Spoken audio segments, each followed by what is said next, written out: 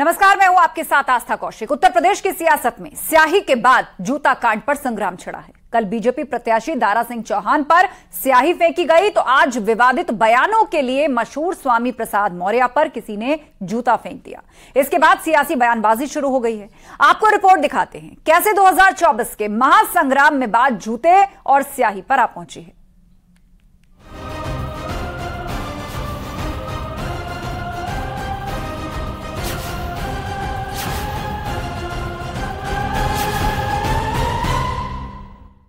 नेताओं पर कभी जूते फेंके, कभी स्याही से चेहरा काला किया। ये शाह सियासत का दौर है। यहाँ कदम कदम पर इंक और स्याही लिंक है। दिल्ली की सीएम अरविंद केजरीवाल पर थप्पड़ों की बारिशें तो खूब देखी, लेकिन अब स्वामी मौर्य पर जूतों की बारिश भी देखिए। जब नेताजी सेल्फी ले रहे थे तो भीड़ से एक जूता उछला और जाकर गिरा स्वामी मौर्य के पास। चारों तरफ अफरा तफरी मची तो पुलिस ने भी आरोपी को दबोच लिया, लेकिन थप्पड़ के बाद जूता कांड सबक दे गया। विवादित बयानों के लिए मशहूर स्वामी मौर्य पर जूते फेंकने वाले को पुलिस ने दबोच लिया, लेकिन इस जूता कांड के पीछे कौन है, अभी तक इसका खुलासा नहीं हुआ है। तस्वीर मऊ से भी आई, जब बीजेपी प्रत्याशी पर साजिशन स्याही फेंकी गई और जब पुलिस ने पूछताछ की तो सियासत में नाम समाजवादी पार्टी का आया।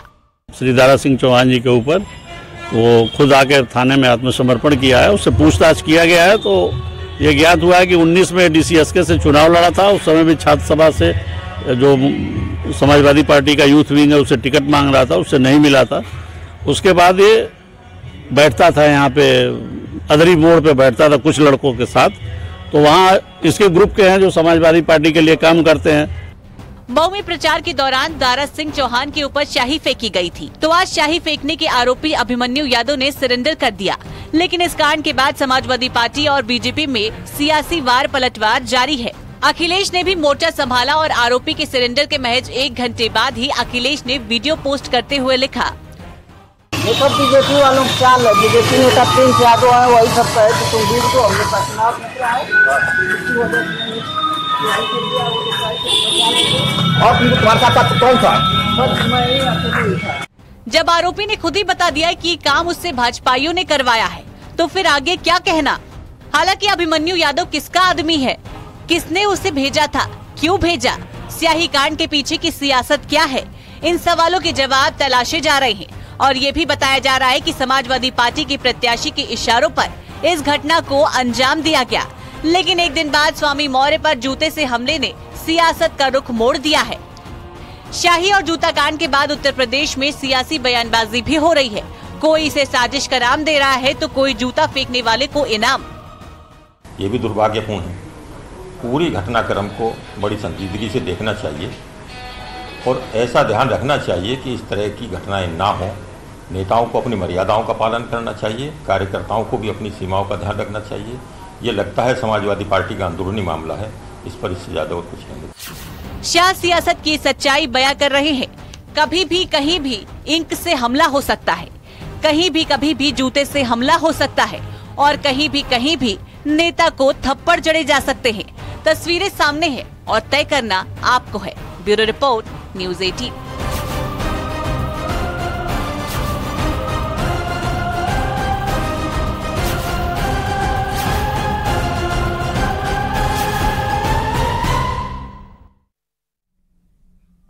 आज अलीगढ़ में बीजेपी के कई दिग्गज नेताओं का जमावड़ा लगा। मौका यूपी के पूर्व सीएम और बीजेपी के कद्दावर नेता कल्याण सिंह की दूसरी पुण्यतिथि का था। बाबूजी की दूसरी पुण्यतिथि पर बीजेपी के दिग्गज नेताओं के साथ हजारों की संख्या में कार्यकर्ता पहुंचे और कल्याण सिंह की प्रतिमा पर माल्यार्पण किया। अलीगढ़ से धरती से 2024 के लिए एक बड़ा संदेश भी दिया गया।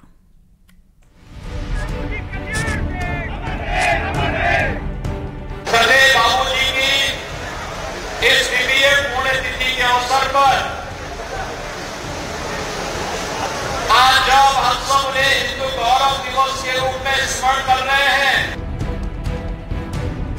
यूपी में बीजेपी की पहले मुख्यमंत्री के तौर पर शपथ लेने वाले कल्याण सिंह की दूसरी पुण्यतिथि मनाई गई। श्रद्धांजलि सभा को ऐतिहासिक बनाने के लिए बीजेपी के कई बड़े दिग्गज नेता अलीगढ़ में जमा हुए।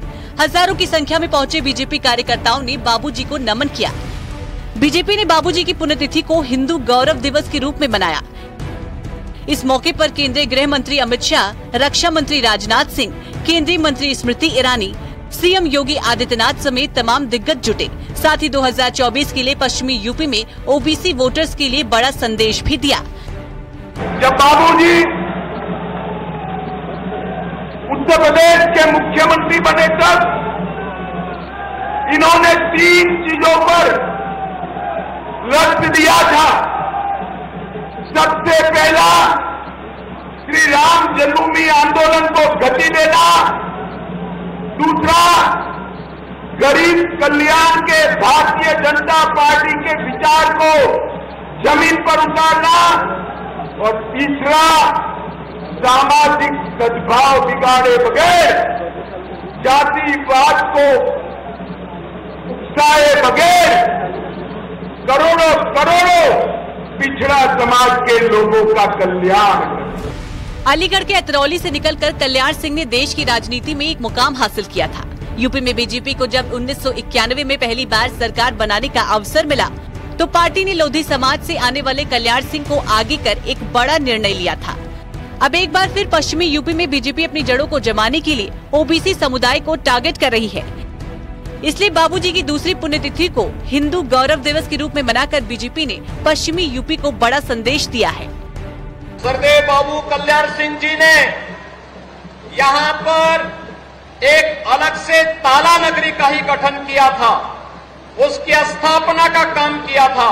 और आज मुझे बताते हुए प्रसन्नता है, जब 2017 में आदरणीय प्रधानमंत्री मोदी जी के नेतृत्व में, उनके मार्गदर्शन में, और उस समय जब देश के भारतीय जनता पार्टी के अध्यक्ष के रूप में आज के देश के यशस्वी गृह और सहकारिता मंत्री भारतीय जनता पार्टी को नेतृत्व दे रहे थे, उनके रणनीति और मार्गदर्शन में उत्तर प्रदेश में भारतीय जनता पार्टी की सरकार का गठन होता है। दरअसल 2019 के लोकसभा चुनाव में बीजेपी ने पश्चिमी यूपी की 6 सीटें गंवाई थी। अब ओबीसी वोट बैंक को एकजुट करने और हिंदू गौरव के नाम पर परंपरागत वोटरों को एक पाले में रखने की कोशिश की जा रही है। आज बहुत बड़ा दिन है कि उनकी 2nd पुण्यतिथि हम सभी लोग बहुत एकता और समानता के साथ मना रहे हैं। बहुत अच्छा रहा उनका कार्यकाल और उन्होंने महिलाओं के लिए भी काफी कुछ किया। देखिए, राम मंदिर और हिंदुत्व को लेकर कल्याण सिंह का जो उदाहरण है वो अप्रतिम है। निश्चित रूप से आज जो भारतीय जनता पार्टी जिन मान बिंदुओं की स्थापना कर रही है उसके जो बीज के रूप में है वो कल्याण सिंह जी हैं, जिन्होंने सत्ता को ठोकर मार करके और राम मंदिर के निर्माण के लिए अपने आप को, अपनी कुर्सी भी बलिदान करने में पीछे नहीं हटे हैं। यूपी की 80 में से 27 लोकसभा सीटें पश्चिमी यूपी में हैं। 2019 लोकसभा चुनाव में बीजेपी को 16 सीटों पर हार मिली थी। इसमें से पश्चिमी यूपी की 7 सीटें थी। मुरादाबाद मंडल की 6 सीटें, नगीना, बिजनौर, रामपुर, अमरोहा और संभल में पार्टी को हार का सामना करना पड़ा था। इसके अलावा सहारनपुर में भी बीजेपी लोकसभा का चुनाव हार गई थी। जाटलैंड में ओबीसी वोटर भी बड़ी भूमिका निभाते हैं। पश्चिमी यूपी के अलीगढ़, बुलंदशहर, कासगंज, एटा और आसपास के जिलों के सामाजिक समीकरण को देखेंगे तो लोधी राजपूतों के इलाके में वर्चस्व है। अगर आंकड़े की बात करें तो पश्चिमी यूपी में करीब 30% मुस्लिम है। इसके बाद बड़ी आबादी 26% दलित वोटरों की है। पश्चिमी यूपी में 17% जाट और 16% ओबीसी वोटर जीत हार तय करते हैं। एक बार फिर कल्याण सिंह की पुण्यतिथि को हिंदू गौरव दिवस के रूप में मनाकर ओबीसी वोटरों को एक पाले में लाने की कोशिश हो रही है। Bureau report, news 18। और इस बीच एक बड़ी खबर आ रही है। डिप्टी सीएम केशव प्रसाद मौर्य ने अलीगढ़ को हरिगढ़ के नाम से पुकारा है। केशव मौर्य ने संबोधन की शुरुआत हरिगढ़ कहकर ही शुरू की। पहले भी हरिगढ़ का मामला उठ चुका है। अलीगढ़ को हरिगढ़ करने की मांग हो चुकी है और आज अपने वक्तव्य से पहले डिप्टी सीएम केशव प्रसाद मौर्य ने अलीगढ़ को हरिगढ़ कहकर पुकारा। आज कल्याण सिंह की पुण्यतिथि पर जो कार्यक्रम आयोजित किया गया था उसमें अपने भाषण से पहले उन्होंने हरिगढ़ का नाम लिया।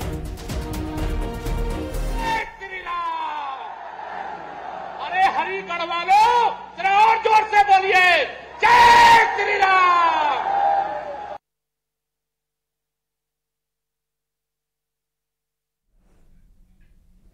और मंच पर हरिगढ़ कहने पर डिप्टी सीएम केशव प्रसाद मौर्य से न्यूज़ 18 ने खास बातचीत की है, जहां डिप्टी सीएम ने कहा कि समय लगेगा लेकिन सपना पूरा होगा।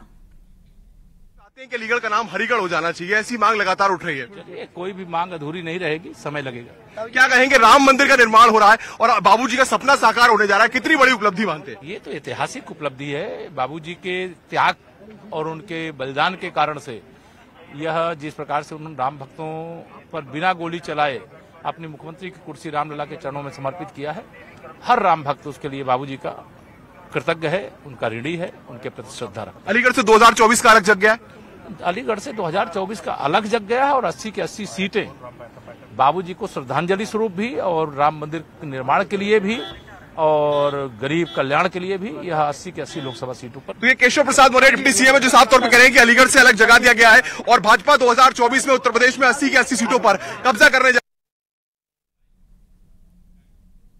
और न्यूज 18 से खास बातचीत में कैबिनेट मंत्री जितिन प्रसाद ने कहा कि आज राम मंदिर निर्माण पूरा हो रहा है, तीसरी बार मोदी सरकार बनेगी।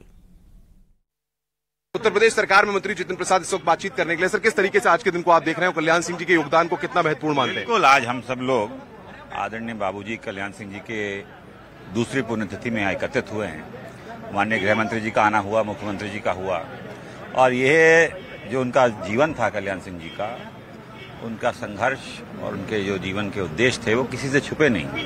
और आज मोदी जी और योगी जी और अमित शाह जी के इस कार्यकाल में चाहे वो धारा 370 की बात हो, उसकी पूर्ति हो रही है, चाहे राम मंदिर के निर्माण की बात हो, उसकी पूर्ति हो रही है। और अगर आज बाबूजी होते तो उनका तीसरा लक्ष्य जरूर जो होता वो जनता श्रद्धांजलि के रूप में पूरा करेगी, और वो है तीसरी बार मोदी सरकार। मिशन 80 के लिए जुटेगी बीजेपी। बीजेपी ने शुरू किया है बूथ अध्यक्ष संवाद कार्यक्रम। पार्टी के बड़े पदाधिकारी सीधा संवाद कर रहे हैं, बूथ अध्यक्षों से फीडबैक लिया जा रहा है। यूपी के 1,72,000 बूथों पर सीधा संवाद किया जाएगा। बूथ अध्यक्षों को मोटिवेट करने का लक्ष्य दिया गया है। दिल्ली भेजा जाना है सभी पदाधिकारियों को फीडबैक। प्रदेश अध्यक्ष, महामंत्री संगठन समेत प्रदेश के सभी पदाधिकारी, क्षेत्रीय अध्यक्ष, जिला अध्यक्षों के साथ राष्ट्रीय टीम में यूपी के पदाधिकारियों को शामिल किया गया है। लगातार गतिविधि संगठन आधारित हमारी गतिविधि लगातार चलती रहती है। उसमें जो आप जिस कार्यक्रम की आपने चर्चा की है, वो एक हमारा सतत संपर्क और संवाद अपने कार्यकर्ताओं से, संगठन के लोगों से, बूथों के, मंडलों के, सेक्टरों के सभी लोगों से जीवंत संवाद और संगठन की जो प्रक्रिया है संपर्क की, वो लगातार हम लोगों का बना रहता है। और कल कांग्रेस वर्किंग कमेटी का ऐलान हुआ। सीडब्ल्यूसी की लिस्ट में कुल 39 लोगों को जगह मिली है, लेकिन कांग्रेस नेता आचार्य प्रमोद कृष्णम को सीडब्ल्यूसी में जगह नहीं मिली है। लिस्ट के बाद आचार्य प्रमोद कृष्णम ने कल ट्वीट भी किया था, जिसमें लिखा था कि पार्टी के कुछ बड़े नेताओं को मेरी वेशभूषा, तिलक से चिढ़ है, जिन्हें मैं इस जन्म में नहीं छोड़ सकता। वहीं आज कहा कि कांग्रेस के कुछ नेताओं को भगवा से चिढ़ है, भारत माता की जय से चिढ़ है। देखिए, कांग्रेस पार्टी के भीतर कुछ ऐसे लोग घुसाए हैं और ऐसे लोगों ने कब्जा जमा लिया है जिन्हें हिंदू धर्म और हिंदू नाम से चिढ़ है, उन्हें भगवा से चिढ़ है, वो भारत माता की जय से नफरत करते हैं, वंदे मातरम से उन्हें प्रॉब्लम है। भारत को टुकड़े टुकड़े करने की बात करने वाले लोग कांग्रेस पार्टी के बड़े बड़े पदों पर आ गए हैं। तो मुझे लगता है कि वो कांग्रेस पार्टी को महात्मा गांधी के रास्ते से हटा के, इंदिरा गांधी और पंडित जवाहरलाल नेहरू के रास्ते से हटा के वामपंथ के रास्ते पे ले जाना चाहते हैं। तो क्या लगता है, मतलब ये लोग क्यों इतना आपसे आपत्ति दर्ज कर रहे हैं कि वेशभूषा पर सवाल निशान खड़ा कर रहे हैं? इतने पुराने कांग्रेसी नेता हैं आप। सवाल मेरा नहीं है, सवाल इस महान पार्टी का है, सवाल महात्मा गांधी, इंदिरा गांधी, राजीव गांधी जी के बलिदान का है, सवाल देश की आज़ादी की लड़ाई का है। जो कांग्रेस रघुपति राघव राजा राम पतित पावन सीताराम महात्मा गांधी की रामधुन से जानी जाती थी, वो आज भारत तेरे टुकड़े होंगे इंशाअल्लाह इंशाअल्लाह इस नाम से जानी जा रही है। तो ये पीड़ा देती है, ये पीड़ादायक है। कांग्रेस के वरिष्ठ नेताओं को भी इस पे विचार करना चाहिए। और मुझे लगता है कांग्रेस के जो अध्यक्ष हैं खड़गे जी बहुत वरिष्ठ नेता हैं, बहुत ही आदरणीय हैं, लेकिन वो भी इन लोगों से दुखी हैं। बीजेपी प्रवक्ता मनीष शुक्ला ने कांग्रेस पर निशाना साधा। मनीष शुक्ला ने कहा कि कांग्रेस हमेशा से ही हिंदू धर्म और हिंदू धर्म से जुड़े लोगों की उपेक्षा करती आई है। कांग्रेस ने भगवान राम को भी काल्पनिक बताया था। भारत की संस्कृति सभ्यता, हिंदू धर्म के रीति रिवाज, हिंदू धर्म के अनुसार पहनावे, तिलक के प्रति कांग्रेस में सदैव से घृणा का भाव रहा है, जिसका प्रकटीकरण समय समय पर होता है। अब तो कांग्रेस के नेता आचार्य प्रमोद कृष्णन ने स्वयं बयान दिया है कि जो उनके माथे पर तिलक है, जो उनका भारतीय पहनावा है, कांधे पे जो जनेऊ है, उसके नाते से कांग्रेस उनकी उपेक्षा करती है। अरे वो कांग्रेस जिसने प्रभु राम को काल्पनिक बता दिया, जिसने राम सेतु तोड़ने की बात की, गौ भक्तों पे जिसने गोलियां चलवाई हो, वो आचार्य प्रमोद कृष्णन आपके भारतीय परिधान को कैसे स्वीकार कर ले।